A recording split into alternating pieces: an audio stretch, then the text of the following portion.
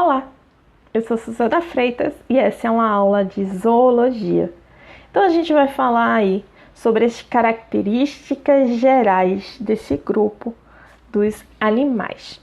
Eu peço licença a vocês e essa aula 1 ela vai ser dividida em duas aulas, tá? A gente vai falar das mesmas coisas, da característica geral do grupo dos animais, mas para não ficar vídeos muito longos, eu vou dividir ela em duas partes menores, tá certo?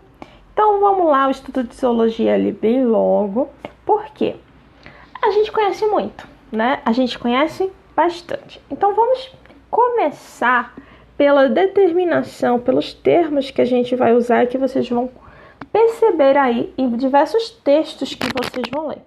Vocês podem encontrar o termo zoologia, que é o estudo dos animais, e vocês podem também encontrar muitas referências ao termo fauna, que já é um termo mais ligado à ecologia, pois ele se refere à população de um determinado local, porque é o conjunto de animais que vivem em um local delimitado, certo? Então, por exemplo, eu posso dizer que o Jardim Botânico do Recife, sim, Jardim Botânico, tem só planta lá não, tem animal também, né?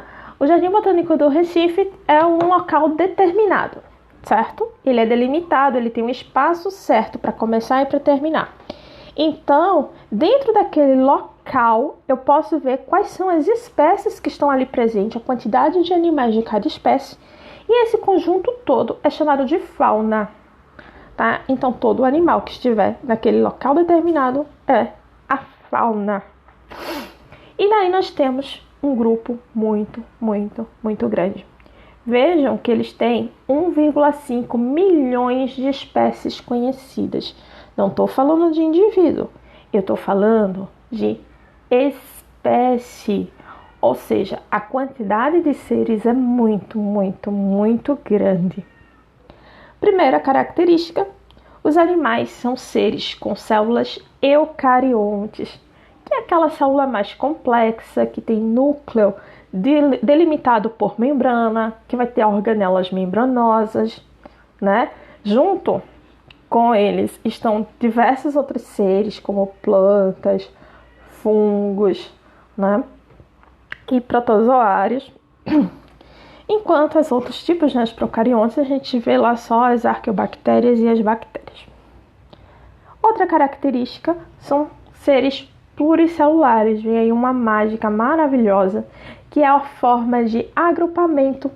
As células, elas estão formando grupos maiores. E esses animais, eles possuem tecido. Ou seja, não é só um amontoado de células, não é só uma quantidade gigantesca de células juntas. Mas essas células, elas trabalham em conjunto. Elas trabalham de forma integrada. Outra característica do grupo é serem heterotróficos por ingestão.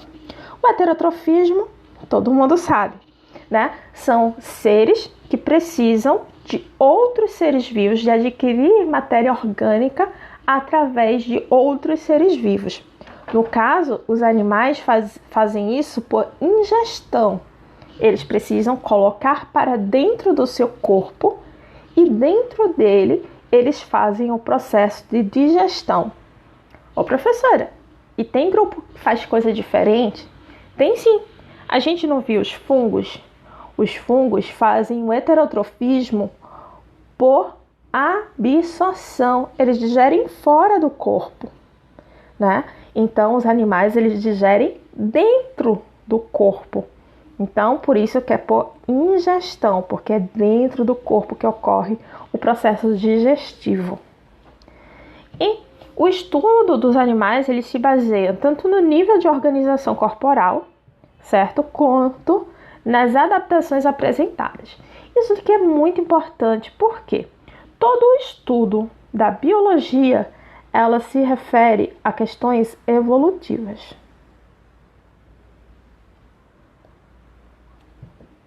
Certo? A evolução, ela baseia todo o conhecimento biológico. E daí nós vamos para duas questões. A célula animal, em que é que ela é diferente das outras células eucariontes? Primeira coisa, bem marcante, é que é uma célula sem parede celular. Aí, como é que ela mantém a sua forma? Como é que ela mantém a sua estrutura se ela não tem uma parede externa rígida para lhe dar sustentação? Ela vai possuir outras substâncias, tá? No caso, uma das mais conhecidas, das mais abundantes, é o colágeno. O colágeno são proteínas e elas vão ficar localizadas na membrana celular dessas células e daí, na membrana plasmática, né? E daí elas vão dar essa resistência para ela manter a forma. Sem contar que a célula eucarionte animal também tem um citoesqueleto, né? Tem outras características que vão ajudá-las a manter a forma. E daí vai dispensar essa questão da parede celular.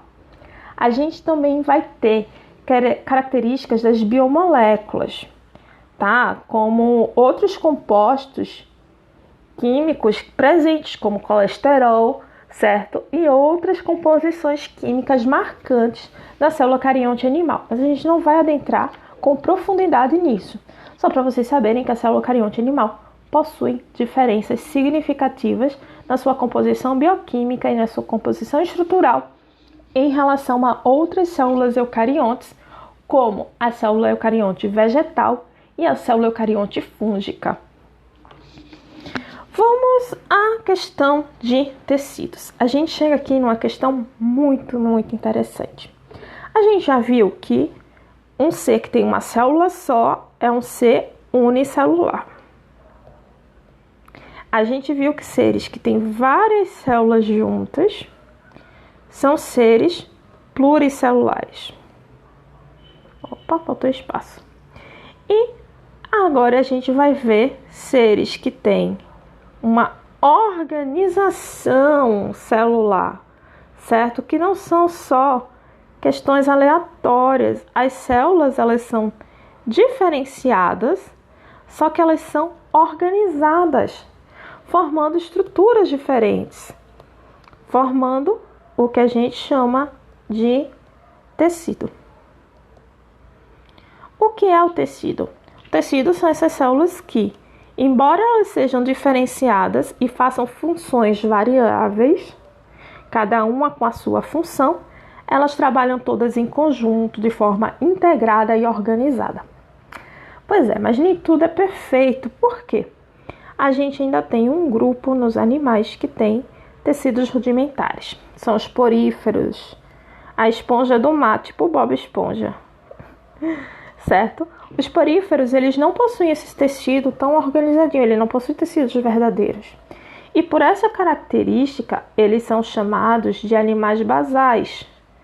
Ou seja, são animais que estão ainda na base do desenvolvimento adaptativo desses seres.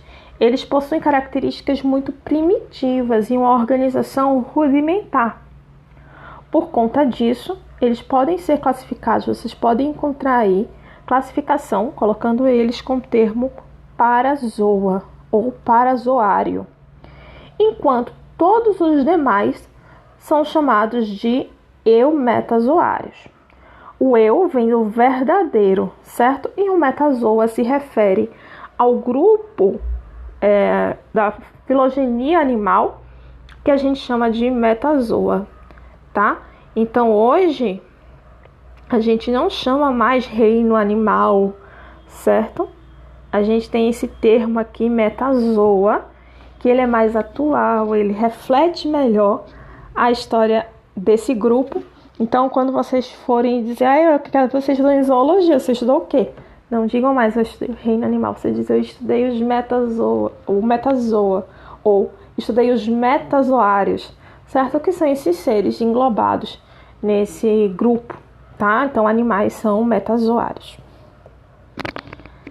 Dando sequência, a gente vai falar um pouco sobre o desenvolvimento e reprodução, mas isso a gente vê na próxima aula, certo? Como eu vou falar agora para vocês, eu dividi a aula de características gerais em duas, para que o tempo não ficasse muito longo, certo?